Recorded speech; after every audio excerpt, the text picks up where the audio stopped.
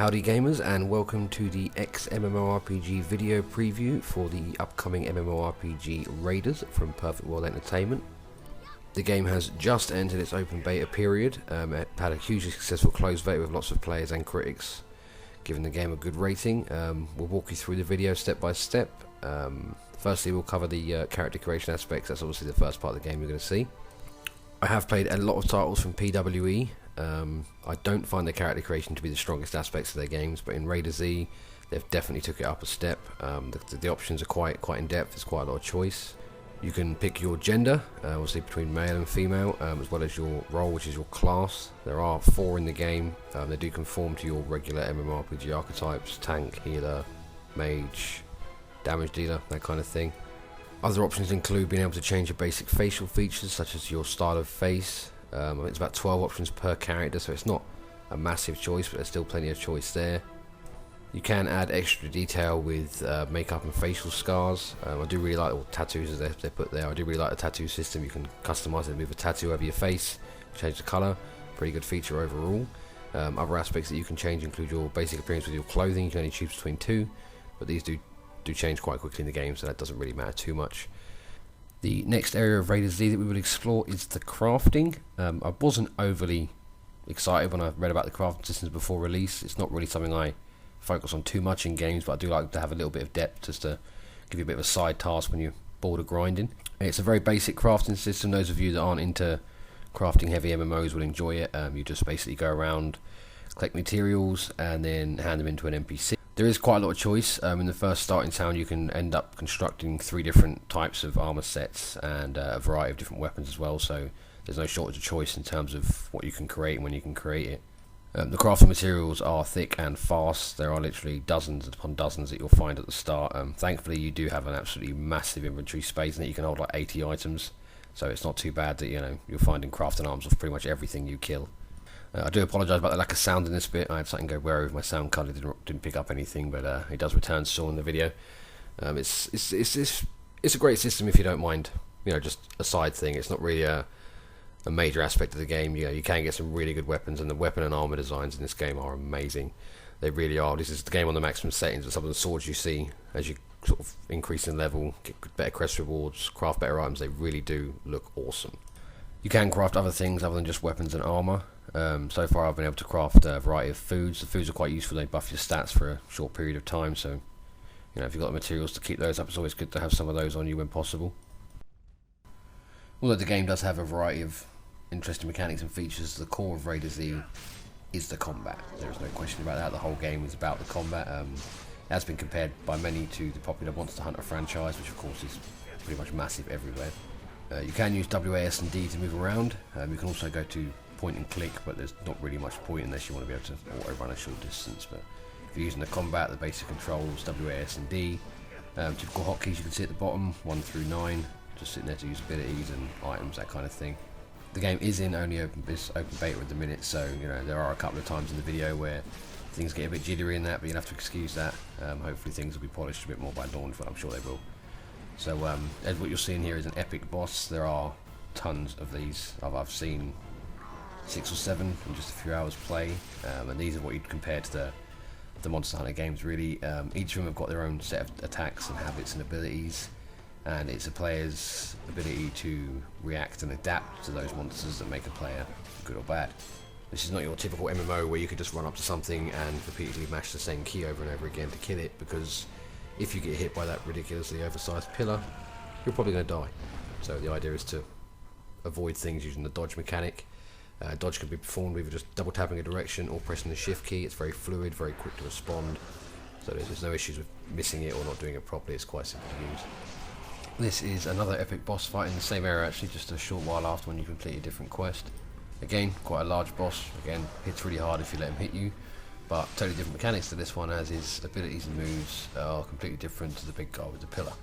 So there's no prior knowledge, there's no dodgy scan feature, nothing like that. I've gone into this fight, no idea what you can do. The whole idea is to be able to adapt on the spot. Depending on what abilities it's going to come at you, what skills the enemy's got, you're going to have to sit there and actually think to be able to.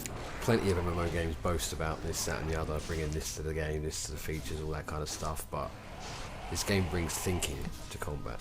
and there's not many games that have done that successfully. You know, you have to think about every single move you use. Obviously in this video at the minute I'm at quite a low level, so I haven't got a large list of abilities in my arsenal. I've pretty much got my auto attack, which is left click, which isn't actually auto but it's your general basic attack. My big hit on number 1, and then my dash ability, which hits 2 or 3 times my number 2. But with the dash ability, you know, you can sit there and dash forward into battle. You can sit there and try and dash through your opponent, dash past him if you haven't gone up for dodge. There's a variety of ways to use the skills at your disposal, and this plays across to all the other classes as well. Another feature of the combat, which actually personally one of my favourite aspects of the combat, is the custom swing types. Now obviously if you just mash and left click, you do a lot of single swipes in a 3-hit combination, but there are other attacks you can do too. If you use back, which is S, the same time you swing, your character will swing his sword as he jumps back. This is a great way to keep enemies at a distance, counter-attack an ability, or just get away for an extra bit of distance before you dodge. Likewise, there's also a forward attack, which is basically just an overhead swing, which gives you a bit more added momentum when you go into the fight. Adds an extra attack to your combination too, so there's lots of differences, lots of bits you can work at and get skilled at, so the combat system is the game's main feature, and it doesn't disappoint.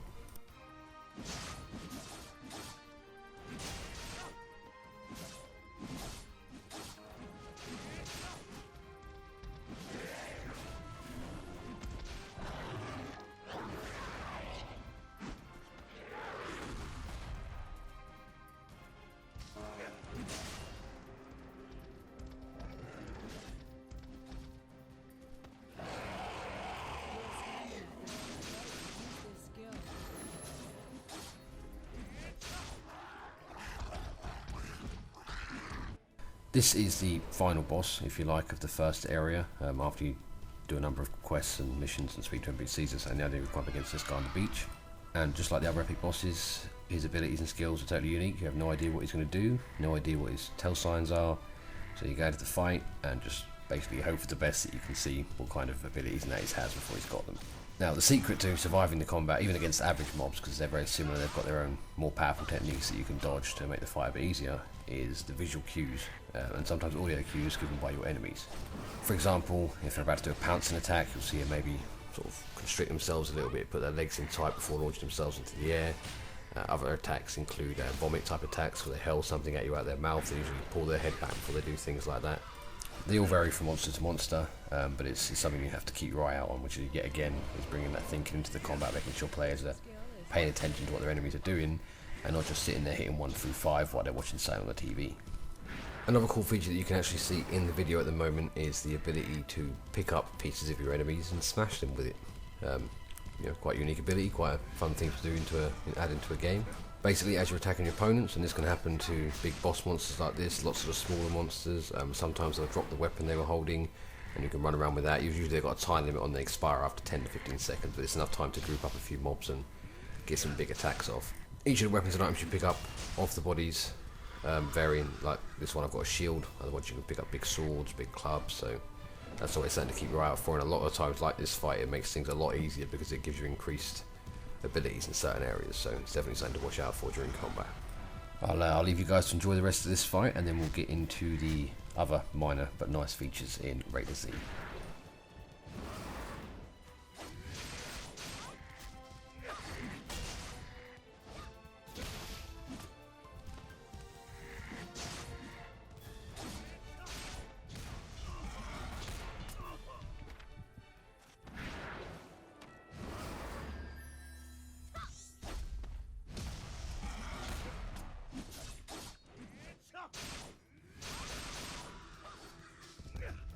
This skill is get it in.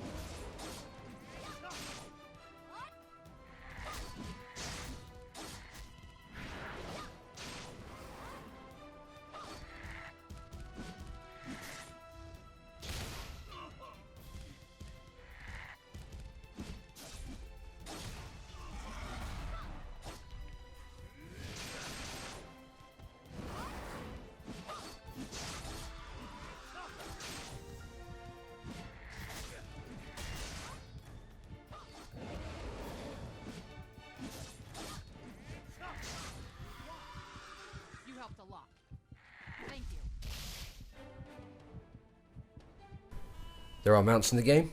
This one is one that you can just purchase to use for a short distance. There are other ones that you can gather materials for and make yourself. Typical mounts help you get from A to B. They do have abilities to speed up and stuff, but still a pretty cool feature to have at launch. In the video now is a cutscene from the story. The story is actually pretty good. A lot of it sadly is involved in the text dialogue from the quests. Like usually you'll go up, click accept, go, do the quest. Some of the story is heavily featured in those parts, but you're not punished too much if you just sort of skip through them and wait for these bits. So although it's not as story driven as something like the Old Republic, well, we all know how that turned out, it does have a decent amount of story elements to it for players that are looking for a bit of immersion and a bit more from their game world than just a hack and slash. What you're seeing now is the transformation system, which is quite heavily featured in the game. Basically allows you to transform into a variety of different things for different purposes, really. What I've got here, I believe, was an enlightened spirit, something like that. Either way, he's sort of done a ton of damage, so it made the quest a lot easier. You're not forced to do it, you don't have to transform, you can stick with your normal character abilities if you like. But the transformations I've seen so far do give you increased strength, do give you better abilities. That one was easy, you can go up and just interact with an object to get that one, so that wasn't too difficult. There are other ones, some that are passive, such as cats and dogs and sea creatures that don't do any damage, they just have some cool dance moves and some nice emotions, that kind of stuff. But there are also some rare ones that give you the ability to transform into various bosses that are featured in the game. You'll see a troll one come up here in a second in the video. That's pretty powerful too. He can throw rocks and jump in the air, smash stuff with his ridiculously sized club. And right now we're actually featuring a competition, which I will tell you more after the end of this video bit here.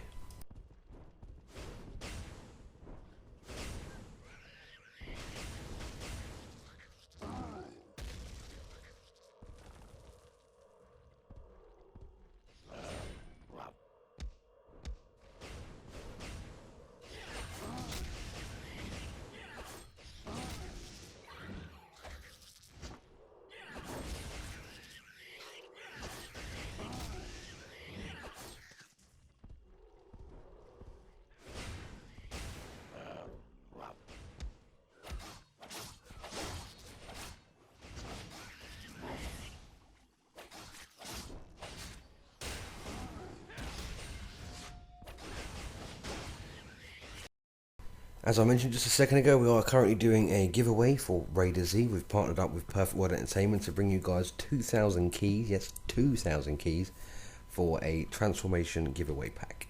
The pack includes 4 transformation items that will allow you to turn into a cat and a number of other sort of passive pets, and also the troll that you just saw featured at the end of that video.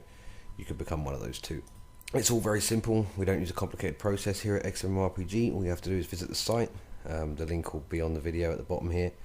Go to the site, sign up to our newsletter, which is done by entering your email in the key box, and like our Facebook page. That's it. The key will be automatically sent straight to your email. All the directions on how to redeem your key and where to get it from are located in the post, so nice and easy too. If you like the video, please give us a like and subscribe. We do release regular video content, reviews, previews. We're always eager to hear from our community too, so if there's something you guys want us to look at, something we should play, or maybe a new idea for a video series, just throw us a comment, give me an email at blaine@xmmorpg.com. We're always willing to sort of try new things and get some new content out. You can also follow us on Twitter on the screen prompt. I'll probably catch you guys again next week with another video review. See you later.